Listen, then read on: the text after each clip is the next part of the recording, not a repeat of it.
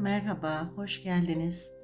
Bugün size o çok özlediğiniz o kerpiç evlerin arasından yükselen tezek kokulu, rüzgarın sert ama insanların yumuşacık olduğu eski Anadolu günlerine götüreceğim. Yazarımız Osman Şahin aslında bir köy öğretmeni. 1980'li yıllarda yazdığı bu hikayede Torosların kar altındaki bir köyünde geçen bir mucizeyi anlatıyor. Düşünün, bir tarafta diz boyu kar, geçit vermeyen dağlar, diğer tarafta ise bir öğretmenin gramofonundan yükselen o muazzam Vivaldi ezgileri. Hani bazen insan en çaresiz anında bir ışık arar ya, işte bu hikaye müziğin o ıssız bozkırda nasıl çiçek açtırdığını anlatıyor. Gelin şimdi o günlerin naifliğini ve bu güzel öyküye hep birlikte kulak verelim.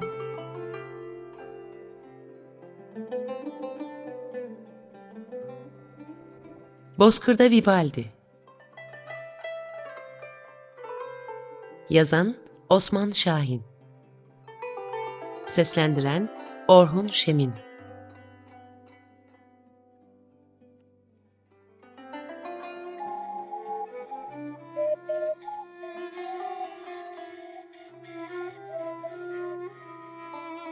Hep bir yapayalnızlık, hep bir ince üzgünlük duygusu taşırdı yüzü.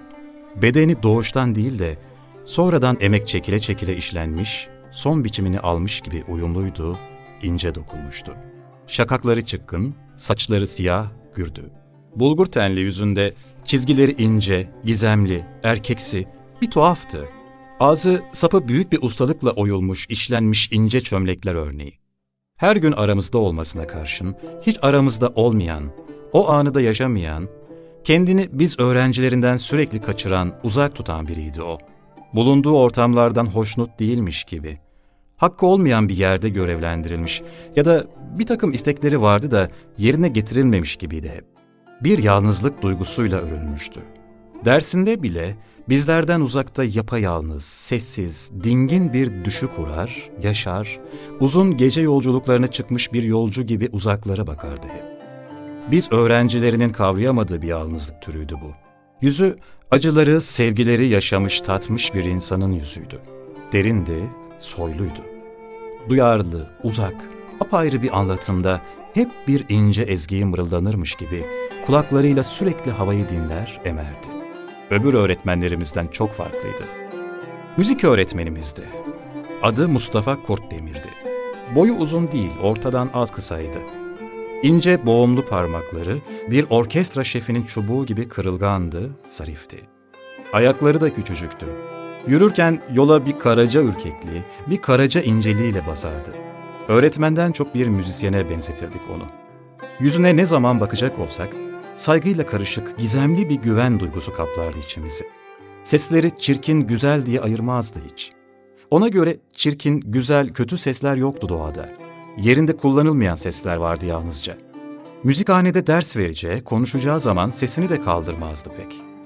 Kırılgan ince parmaklarını bir görevi yerine getirirmiş gibi karnının üstüne usulca bastırır, tatlı bir ezginin ilk seslerini vermeye hazır soluklanır, ince yumuşak bir vurgulamayla konuşurdu sonra da. Böylesi durumlarda kıpırdanan yalnızca dudakları olmazdı. Eli, gözleri, parmakları da ağzından çıkan seslerin akışına katılır, eşlik ederdi. Koro yöneteceği zaman yumuşak bir duyguda gözlerini yumar, kulaklarıyla havayı dinleyerek emer, yanlış çıkarılan ufacık bir sesin kokusunu duyardı sanki. Seslerle yaşar, seslerle soluk alıverirdi. Baştan aşağı musikiyle örülmüş, dokunmuştu. İyi keman piyano çalardı. İnce boğumlu kırılgan parmakları piyanonun tuşları üstünde bir örümceğin ayakları gibi çoğalır gezinirdi. Kemanının telleri üstünde parmakları küçücük sıçramalar yapar, arılar örneği kanatlanır, titreşirken ufacık dokunuşlarla tellerin üstünü oyardı sanki. Büyülü bir havadaymışçasına, yüzünü de hafifçe kemanına dayar, gözlerini yoğun bir duyguda yumarak tanımadığımız, bilmediğimiz uzaklıkları yaşardı. Ya bizim anlayamadığımız türden bir derdi vardı ya da sırılsıklam aşıktı. Kemanını çalarken yüzü o denli değişirdi ki, o an o çaldığı sesler aracılığıyla bir başkasıyla buluşup beraber oluşunun anlatılmaz bir garip bileşimi vururdu yüzüne.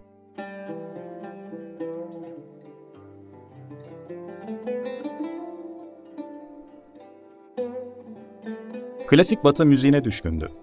Biz öğrencileri ise Doğu ve Güneydoğu'dan toplama yoksul köy çocuklarıydık. Sesimiz, bakışımız gibi garipti, öksüzdü, çoraktı.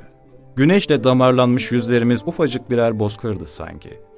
Şark çobanı izleri çoğu arkadaşlarımızın yüzünde etten birer yama gibiydi. Müzik beğenimizse birkaç uzun hoyratla türküden öteye geçmezdi. Buna karşın hocamız korolar kurar, çok sesli okul şarkıları öğretmeye çalışırdı bizlere.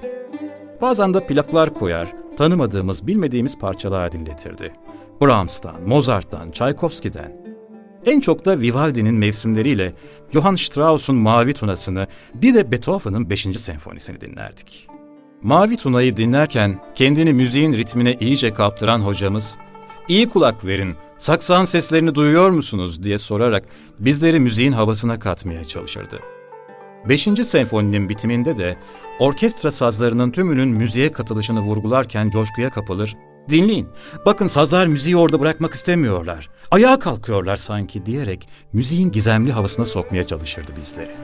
Yüzümüzde müziği anladığımıza dair en ufak bir titreşim göremeyince de üzülür, "Biliyorum, şimdi bu tür müziklerden hoşlanmıyorsunuz ama ileride seveceksiniz, bundan eminim" derdi. Okulumuza atanalı birkaç ay geçmiş olmasına karşın, hocamızın geçmişi, kişiliği hakkında en ufak bir ayrıntıyı bile öğrenebilmiş değildik. Yatılı okul koşulları içinde, nöbette, derslikte, yemekhanede, törende çoğu öğretmenlerimiz bizlerle oturur, kaynaşır, top oynarlarken müzik hocamız aramıza karışmaz, dersinin dışında ortalıkta görünmezdi pek. Tek odalı bekar öğretmen evine çekilir, bütün gün kemanıyla birlikte olur, konçertolar çalar, müzikle, notayla doyar ısınırdı sanki. Ara sıra tek başına bozkırda yürüyüşe çıktığı, okulumuza birkaç dakika uzaklıktaki ıssız Ergani tren istasyonuna gidip geldiği, o arada da uzun uzun gelip geçen trenlere baktığı olurdu. O trenlerden biriyle çekip gideceği günlerin düşünü kurardı belki de.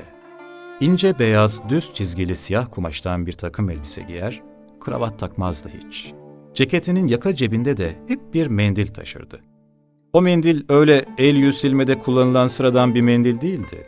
Hocamızın gizemli kişiliğiyle bütünleşip özetleşen, saf ipekten tiril tiril kıpkırmızı bir mendildi. O mendilin özel bir anlamı, uğuru olmalıydı ki yaka cebinden çıkarmazdı hiç. Asla o mendilsiz dolaşmaz, dersine de girmezdi. O mendilin yeri ya ceketinin yaka cebi olurdu ya da kemanıyla çenesinin arası. Kırmızı mendilinin bir köşesine sarı ipekten ibrişimle kendi adıyla soyadının baş harfleri özenle işlenmiş, nakışlanmıştı. O saf ipekten kırmızı mendili okulumuzda bilmeyen, tanımayan tek bir öğrenci yoktu.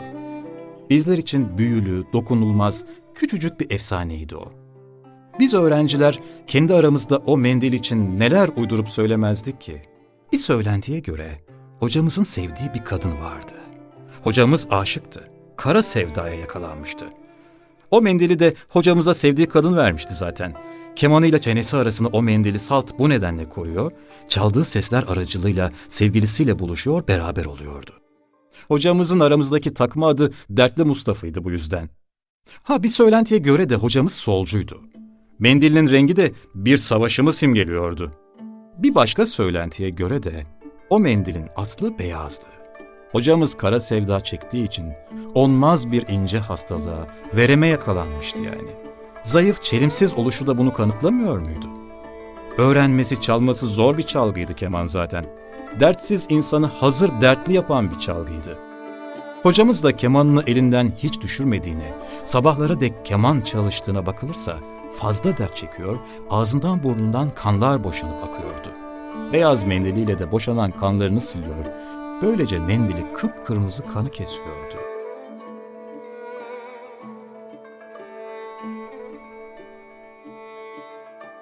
Çorak Hoşut Düzü'nün kuzeyinde çıplak, kül renkli dağlar birer sınır taşı gibi yükselir.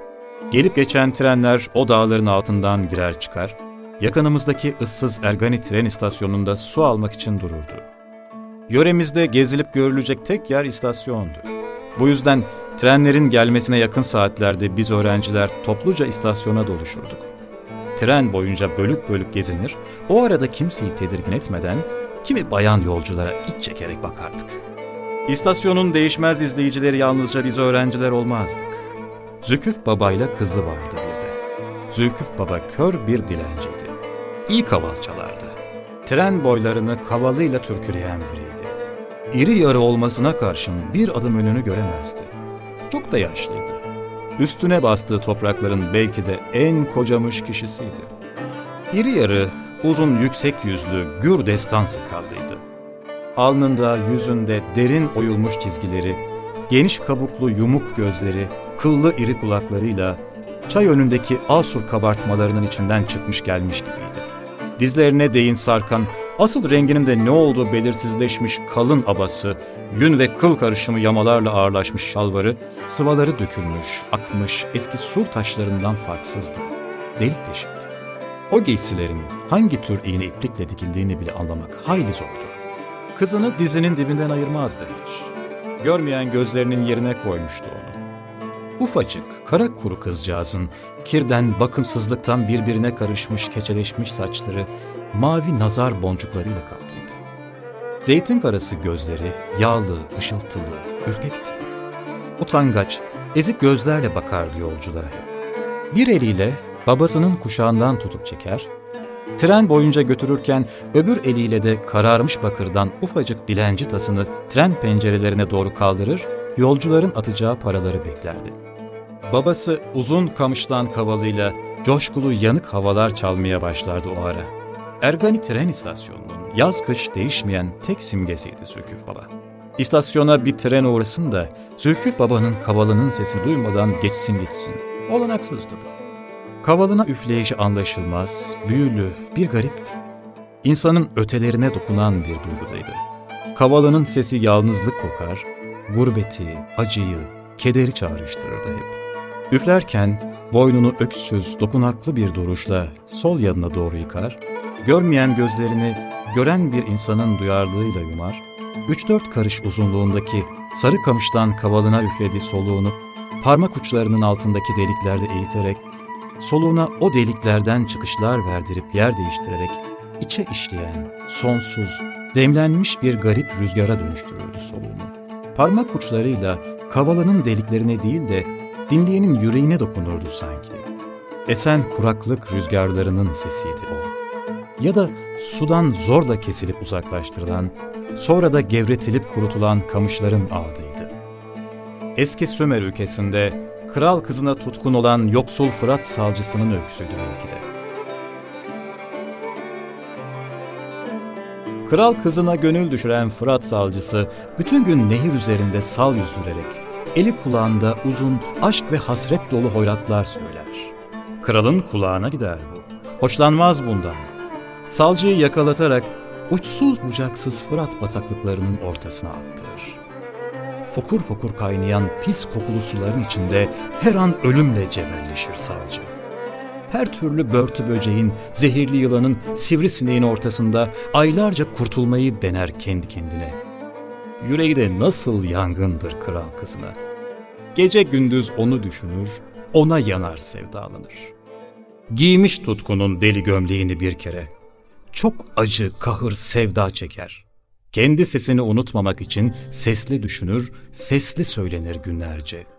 Uğradığı haksızlığı, sevmenin bir suç olmadığını bütün evrene duyurmak, haykırmak ister. İster ya, kime nasıl anlatsın duyursun. Yöresini saran uçsuz bucaksız kamış ormanlarına mı?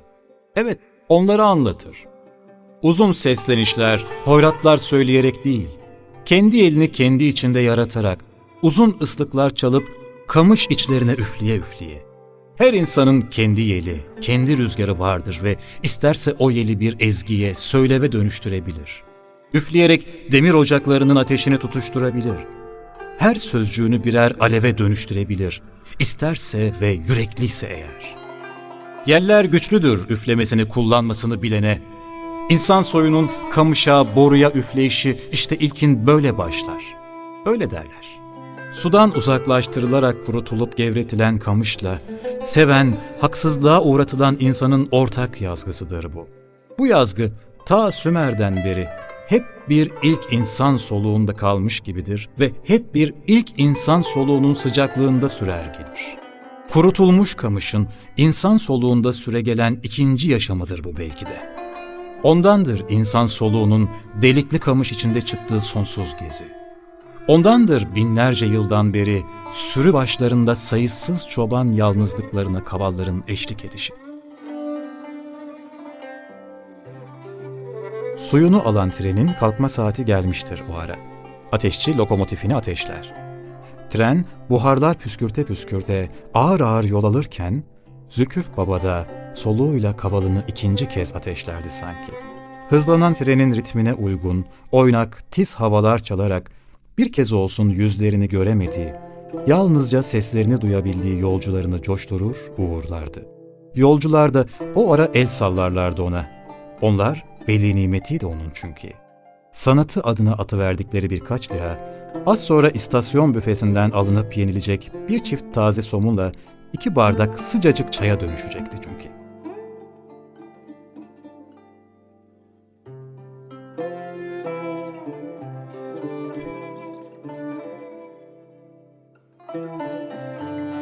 Öğretmen, öğrenci, hizmetliden oluşan 600'e yakın insan yemeklerimizi aynı yemekhanede oturur birlikte yerdik. Bir gün iştahla yenilen bir öğle yemeğinin sonuna doğru kimsenin dışarıya çıkmaması duyurusu yapıldı.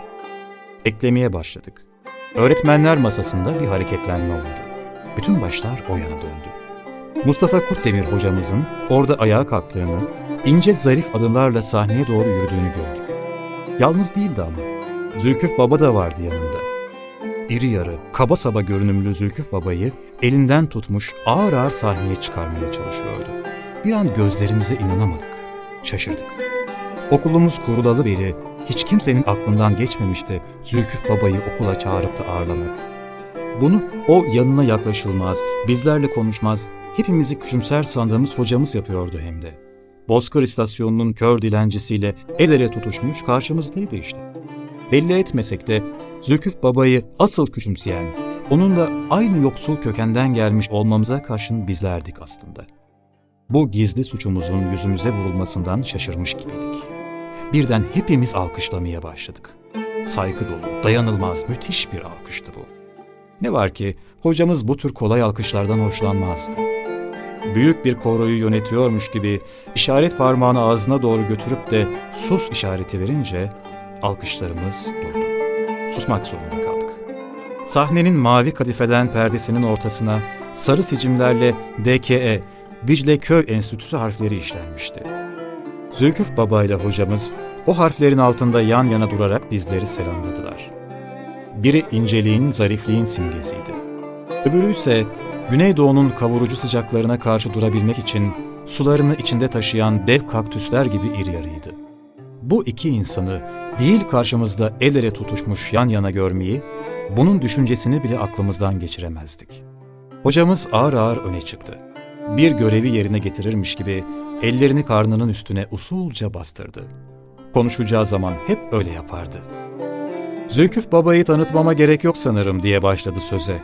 Onu istasyona her gelişimde görür, dinler, izlerim. Onun çalıp üflediği havaları hiçbir yerde duymadım. Onu anladığımı sanıyorum. Kimi insanlar görünüşüne, giysilerine, yaptığı işe bakarak kör bir dilenci sanabilirler onu. Burada dilenci sözcüğünü söylediğim için değerli konuğumuz beni bağışlasın. Aslında bana göre o, değerini yeterince bilemediğimiz seçkin bir halk sanatçısıdır. O bu toprakların Veyselidir. Trenler gelir, trenler gider ve her kültürde bir tren dolusu insanı kavalıyla türküleyip uğurlayan bir Veysel. Hocamız daha sözlerini bitirmeden dayanılmaz müthiş bir alkış daha koptu. Az sonra da "İsteriz, isteriz, Zülküf Baba'dan isteriz" diye bağıran tempolu büyük bir koroya dönüştü. Ta ki hocamızın işaret parmağı tekrar dudağına gidinceye dek. Zülküf Baba konuğumuzdur. Bütün gün bizimle birlikte olacaktır. Dahası az önce birlikte yemek yedik. Yeterince soluk alıp veremez. Kavalına üfleyemez. Biliyorsunuz dolu mideyle soluk alınmaz, şarkı söylenmez, kaval çalınmaz. Hocamız sözünü bitirmeden alkışlar tekrar başladı. "İsteriz, isteriz" sesleri aldı yürüdü. Hocamızın işaret parmağı bir iki kez daha dudağına gidip geldiyse de coşkulu kalabalığı susturmaya yetmedi. Ellerini iki yanına açmak zorunda kaldı sonunda hocamız. "İstiyorsunuz ama bakalım konuğumuz kabul edecek mi?" Ona danışmamız gerek. O bir sanatçıdır çünkü diyerek Zülküf Baba'ya usulca sordu. Olumlu yanıt alınca da bir tabure istedi. Verilen tabureyi konuğunun altına koydu. Onu omuzlarından usulca tutarak taburenin üstüne ağır ağır oturttuktan sonra sahneden indi. Alkışlar kesildi. Çıt çıkmadı salondan. Gözler sahnede tek başına oturan Zülküf Baba'daydı şimdi. Oturuşu, duruşu, çaldığı havalar gibi yalnızdı, bir garipti. Her an kalkıp gidecekmiş gibi de taburenin ucuna ilişivermişti. Yönü de bize doğru değil, yan yukarıya doğruydu. Makas yüzü görmemiş kırçıl bıyıklarının uçları kıvrılmış, ağzının içine girmişti. Kavalını ağzına alınca kıvrılmış bıyık uçları açığa çıktı. Az önce yediği pilav artığı tanelerden birkaçı bıyık uçlarına yapışmış kalmıştı. Yutkundu. Üfleyerek parmak uçlarıyla kavalının deliklerinden sesler çekmeye başladı. Üflenerek dilsizce bir seslenmeydi bu. Eski püskü, döküntü, içindeki görünümüne karşın hepimizden iyi soluk alıp vermesini bilen, her soluğunu da kulaklarımızla paylaşan biriydi o. Bir üfleme ocağıydı ağzı onun. Üfledikçe kulaklarımızı etkisi altına almaya, hepimizi büyülü soluğunun dünyasına çekmeye başladı. Kavalının sesi kapalı salonda daha bir temizdi, saftı, garipti. En ufak zorlama da yoktu. Hep yalnız kalmış, yalnız söylenilen, unutulan yalnızlıkları, esen bir poyrazın ağzından yeni kurtulmuşçasına tiz dalgalı, yanık bir seste ustaca üflüyor, ağıtsı, acı iğnelerle bilenmiş seslerle yüreklerimizi tatlı bir baskıya uğratıyor, içimizin sınırsızlıklarına, acı ve sevinç yuvalarına uğruyordu. Hani kimi acılar, sevinçler vardır da en çok şiirle müzikte yaşarlar. Her türlü sertliği, öfkeyi içlerinde taşıdıkları halde okuyanı, dinleyeni en ufak yormazlar. Zülküf Baba'nın müziği de aynen öyleydi işte. Üflediği havalar, üstündeki giysileri gibi koruyucu, basit, eski, hüzünlü, yalnız, garipti. Kavalının sesi gittikçe yükseliyor, yemekhanenin oyuklarına girip sokuluyor, pencere pervazlarına, camlara vuruyor, inliyor, uslanıyor, bazen de bağırarak içli bir poyraza dönüşüyordu. İnsan soyu binlerce yıldan beri o kavalın içinde nice soylu ağıtlar kurmuş, yıllarca kendi iklimini, sıcağını, soğuğunu o delikli kamıştan kavalın içine üflemiş durmuştu. O soluklar hiçbir giysiye, töreye, zamana bağlı kalmadan, sığınıp boyun eğmeden, zamanın her türlü tutuculuğunu da aşarak günümüze dek gelmeyi bilebilmişti. Ve insan soluğunun o delikli kamıştan borular içinde çıktığı o coşkulu, kederli yolculuğu Zülküf Baba'nın soluğunda hala sürüyordu. Gelmiş geçmiş büyük kıyımlar, ağıtlar, göçler, tufanlar, çıldırtıcı sıcaklar, uçsuz bucaksız çöl ağızlarının gamlı hüzünleri saklıydı o seslerin içinde. Dicle Fırat boylarında yürüyüşe geçmiş ağır öldürücü silahların, kamıştan kargılarıyla boy ölçüşen büyük orduların öfkeleri, boğuk sesli davulların türkülediği hırsları, çelik sırhlara vuran, parçalayan enli geniş palaların şakırtıları, at kişnemeleri, kan yemini etmiş çırılçıplak bedenleriyle çarpışarak toprağa düşerken, deşilmiş karınlarıyla gökyüzüne baka baka kanlarını cömertçesine ölüme sunan insanların yazgılarını, derin inançları, Kerbela'yı, ekmeği, zindanı, yılgıyı, köleliği, isyanı, başkaldırıyı, unutulmaya yüz tutmuş ve toprakların derinliklerinde kalmış büyük saklı kültürlerin gizli dilini, yerine göre bir çakmak taşı gibi sert, öfkeli, yerine göre de bir kelebeğin parmak uçlarında bıraktığı ufacık ipeksi tozlar kadar ince, yumuşak insanları, 3-4 karışlık kavalının içinden bir soluk ağıtında geçerek, içe dokunan sonsuz bir solukla üflüyor, yüreklerimizi akıtıyordu. Bir bozkır kadar eski, yalnız, sahipsiz, bir bozkır kadar içli, yalın, temiz, yiğit, dokunan, öksüz, yalvaran, bir tür sahipsizlik kokan fukaraca çığlıkları içimizin el değmemiş alanlarına gönderiyor, oradan da tekrar ona, onun üfleyeceği solukların karıştığı havaya dönüşüyor, kulaklarımızı yakıyor, duygularımıza dokunuyor, anılarımızın üstünden kayıyor, toprağın derinliklerinden gelen hazin, köklü bir duyuşu güçlendiriyordu içimizde. Hiçbirimizde en ufak bir devinim, kıpırtı, ses yoktu. İstasyonda sayısız kez gördüğümüz, dinlediğimiz Zülküf Baba'yı ilk kez görüyor, dinliyor gibiydik. Yemekhanenin tavanında bütün gün bıcırdayan öten serçeler bile onca insanın sessizliğinden ürkmüşler gibi seslerini kesmişlerdi.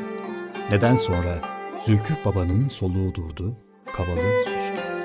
Dayanılmaz, saygın, büyük bir alkış koptu. Zülküf Baba ömründe ilk kez alkışlanıyordu belki de. Şaşkındı. Yan yukarıya, tavana bakıyordu hala. Kırışıklıklarla dolu kıraç alnıyla yüzü terden sırılsıklamdı. Sahnenin ışığında parlıyordu.